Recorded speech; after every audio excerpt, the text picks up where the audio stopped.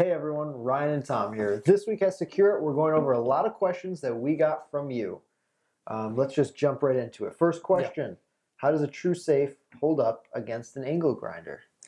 We did show that in our video. The angle grinder, those carbide wheels, they hit the steel, and they cut through the corner. The minute they hit the cement fill, the thing deteriorated very, very quickly. It is in the video. We do at the end of that, we do show an angle grinder, and it just chewed the thing to pieces. We did get some questions regarding diamond blades. I want to talk about that a little bit because we didn't test that on camera. A full round diamond blade goes in, gets clogged fairly quickly. It doesn't cut very well into our safe because of the material in the cement and because of the steel and the way it's built. If you have what I'm going to call a segmented diamond blade, what they would use to cut open like when you see cutting highways, a great big gasoline powered saw with a segmented blade, which is diamond, a gap, diamond, and a gap for getting dust and waste out of it. You're going to cut, I don't care who makes the safe. You're going to cut a safe in half with that. It's going to be incredibly loud. It's going to take a long, long time, but eventually you're going to go through. You're going through steel, you're going through 2.5 inches of cement, and then more steel. Yeah, we'll cut it, but to get that much depth out of one of those saws, you're moving incredibly slow, but you can do it. We don't have that saw, nor are we going to spend the money to buy that expensive of a saw, but I want to tell people you can do it. That's why we promote the idea that safes should be stored as discreetly as possible. You know, our inventory, our industry, they show their safes with these fancy paint jobs next to the fireplace. It's crazy. It's the stupidest thing I've ever seen. The idea of a safe is security.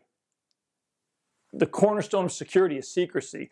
What they're promoting is the equivalent to a group of soldiers being asked to go on a dangerous mission, and right before they leave, command comes in and says, hey guys, we want you to wear these bright red and yellow outfits, these uniforms, because we want everybody to see you. We want to show you guys off how cool you are. It's the same thing. When you're looking for safety and security, secrecy is your best bet. That's why our safe is designed to be hidden. The rest of our product line, the Agile line, which is incredibly popular, is designed to be discreet, to put it in places that thieves don't look. There's a ton of information on our website about decentralized storage, storing guns in a way that protects them and protects you. Yeah, at the end of the day, anything can be broken into. I think everyone knows that. It can. But the biggest defense is stealth. Yeah, and eventually what I'm going to do, I'm going to talk to some construction guys. I want to get a hold of one of those saws, and we will shoot a video with one of those saws showing how safes open. All right, next question. You haven't done a pry test. Will you be doing a pry test? Now this is talking about the true safe. Yeah. In development of the product, we did a lot of testing, pry testing, a lot of other kinds. We do not videotape in any way our product development for a lot of reasons. However, the safe does perform very, very well against a pry test, and we will be shooting that video next week. I apologize for not having it out sooner, but everybody should understand, SecureIt, we are growing rapidly. There's a lot going on. I apologize for not doing it. We're going to shoot the video next week and present it. Mm-hmm. All right, so the next question following up to that, the true safe comes with a door organizer. Do you plan to release door organizers for additional products? Yeah, we sure do.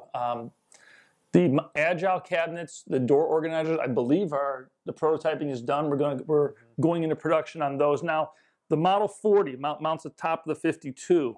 Our concern there is the 52 is 52 inches, the 40 goes on top. The design of the 40 is such that when you have rifles in there, you grab the rifle and you can take it out easily. If you've got a door organizer, it's too high to reach a lot of stuff on it. So yes, we can make one. We're not sure there's a market for it. If you guys are using 40s now or you have thoughts on it, comment, send us a note to our website or right through YouTube. Let us know what you're thinking, because certainly we can make a door organizer for the bottom section of it or give you something up there, understanding it's going to be very difficult to reach. We're not sure the market is there.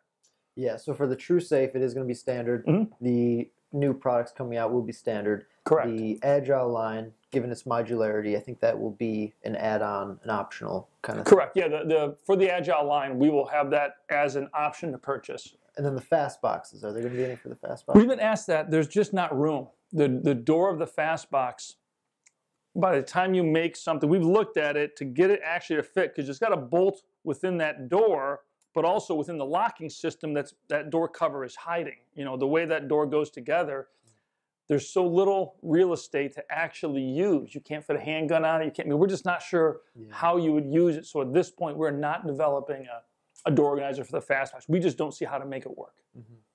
Okay, so next question. Will the new AR mag holder hold magazines for the AR-10? It doesn't. The mag holder, we've got one right here. Right here. Is designed for 30-round magazines. We really didn't have a way to make this to do both. And with, you know, we use our own personal experiences. I've got, you know, it's AR-10 SAS. That's my .308 hunting rifle. I've also got a magazine-fed Ruger Scout. And we started looking at it, and, you know, we have 1 or 2 magazines for each of these guns. We don't have a lot of them. With the AR-15s, you know, we've probably got 30 or 40 magazines. You go to the range, you fill them up, you're shooting them, you know, you're going through lead. With the AR-10s, at least for us, our experience, it's a different experience. At the range, you're not firing that many rounds. It's more about precision than it is about volume. From a defense standpoint, I wouldn't use an AR-10 for home defense. I mean, it's too big. I think the AR-15 gives you the mobility, lightweight, easy to use. So at this point, we're not looking to do an AR-10 magazine of this style. And the trays and the bins work really, really well for holding those magazines. Yeah, and that's just another thing. If you feel strongly one way or another, let us know. We'd like to hear from you. Or if there's an application as to using AR-10, like, here's why I want one. Here, help us understand it, because we base everything we do on our personal experiences. That's really all we've got to go by.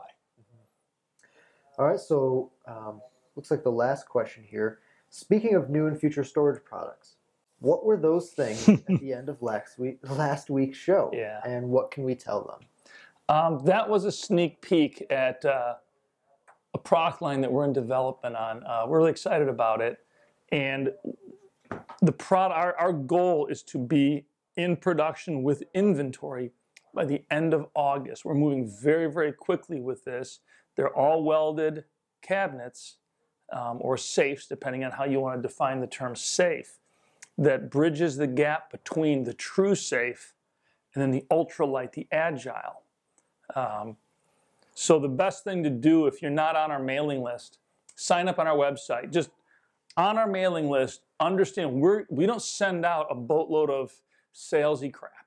We send out typically 1 email every week or 2. It'll have a link to our show and tell you what the show is about, and then have a couple of updates on it as to what's going on. And if there's some informational posts or blog articles that relate to the week's theme, they'll be on there. But it's at the most, it's 1 a week. Through those emails, though, is how we release all of our company information. And we look at our email group as our core people, our core customers. When you're on that list, if we've got a product overrun, if we've got something that we're doing that we want to move product, offer a discount of any kind, we do discount coupon codes exclusively to that mail list. If we're doing a big sale, the mailing list gets it first, which, you know, that gets me to the second part of that mailing list and what we're looking at right now. We're looking to build a team of SecureIt customers or SecureIt users to help us with product development. There's a lot of stuff that we have on the table. There's a lot of things that we're developing right now. What we want to do is create a team of people that we'll send out prototypes to. They'll use them in the field, you know, use them, abuse them, do everything with them, and then report back to us what they think, how they like, what they don't like, to help us develop better solutions for, I'm going to say, for your real world applications. Because we design everything. Our core is military. We design for military armories. Then we design for our own personal, how we use firearms, how we store them, what we think. So this is an opportunity for you guys to share what you think. We're in the process of doing that right now. If you're interested in being, SecureIt development team member, let us know. Send us an email. Contact us through social media. Cool. So I think those are all the questions that we have for this week. If you guys have any questions that you want us to answer, reach out to us, comment below. I think that's it. Yeah, guys, appreciate all the responses that we do get. Our social media, our engagement level is really good. It's the more you guys tell us what you're thinking, the more we learn and the better job we can do. All right, that's all for questions. If you have any more, please reach out to us. The TrueSafe is out and available on our website right now, so check it out. We're in what I'm going to call overproduction. We should be able to ship from inventory immediately by September 1st. The AR magazine holder is also out and available. If you're not familiar with it, check out episode 9. I think it aired a couple weeks ago. We go into the design and functionality of it. Yeah, it's a really cool bracket. This thing can do a lot. The Gunroom giveaway closes this Saturday, so if you haven't signed up, make sure you do that right now. Yeah, it's $10,000 worth of really cool gun storage. And lastly, the Knowledge Vault on our website is a great place to look at all of our resources and to learn everything you want to know about gun storage. Yeah, everything we talk about here on the show, there's supporting articles from decentralized storage to methodology. Right now we're working to try to integrate the knowledge portion of our site and what we do with the product section. It's challenging to get those to integrate to be really clean. It's something we are looking to improve, but go there. There's a ton of information there. That'll do it for us this week. We'll see you next time. All right, guys. Thanks a lot.